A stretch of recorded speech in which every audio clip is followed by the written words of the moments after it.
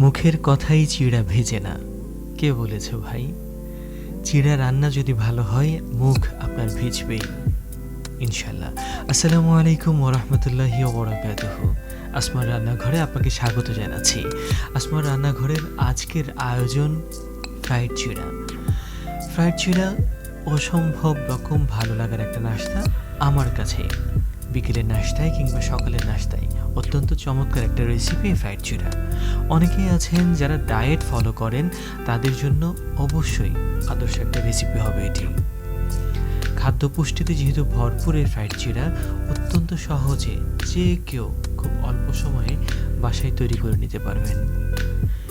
Fried চিরা যেহেতু এই রেসিপি অনেকটা সবজি এবং ডিমের উপর নির্ভর করেই বানানো, সুতরাং বুঝতেই পারছেন কতটা স্বাস্থ্যকর হবে। এই রেসিপির প্রতিটি উপাদান অত্যন্ত সহজলভ্য, যার দরুন যে কোনো সময় আপনি এটা খুব সহজেই তৈরি করতে পারবেন। আমি এখানে 250 গ্রাম চিড়া, 200 গ্রাম বরবটি, সাথে একটি গাজর এবং 3টি ডিম ব্যবহার করেছি। খুব কম, কিন্তু আলাদা স্বাদের জন্য ম্যাগি মশলা দিয়েছি অল্প, আর টমেটো সস দিয়েছি।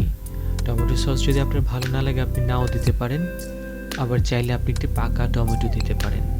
তবে যদি টমেটোটা টকটা একেবারে অ্যাভয়েড করতে চান তাহলে একেবারে অ্যাভয়েড করতে পারবেন। স্বাদের খুব বেশি তারতম্য হবে না ইনশাল্লাহ। এই ফ্রাইড চিরা তৈরির পর আমাদের বাসার সবাই খুব বেশি পছন্দ করেছে। আমরা তাই বিশ্বাস রাখি আপনি যদি রান্না করেন, আপনি যদি এইভাবে ফ্রাইড চিরাটা তৈরি করেন, আপনারও অনেক বেশি ভালো লাগবে ইনশাল্লাহ। আমরা চেষ্টা করব আপনাদের সব মজাদার রান্নাগুলো খুব সহজে যাতে আপনাদের জন্য তৈরি করা যায় এমন ব্যবস্থা করে দেখাতে। চ্যানেলটির সাথেই থাকবেন সব সময়, এমনটাই প্রত্যাশা। আর যদি সাবস্ক্রাইব না করে থাকেন দয়া করে সাবস্ক্রাইব করে দিবেন এবং লাইক বাটনটা দিবেন এবং অফকোর্স বেল আইকনটা প্রেস করে রাখবেন যাতে আপনার কাছে আসমার রান্নাঘর খুব সহজে পৌঁছে যায়। ধন্যবাদ সবাইকে।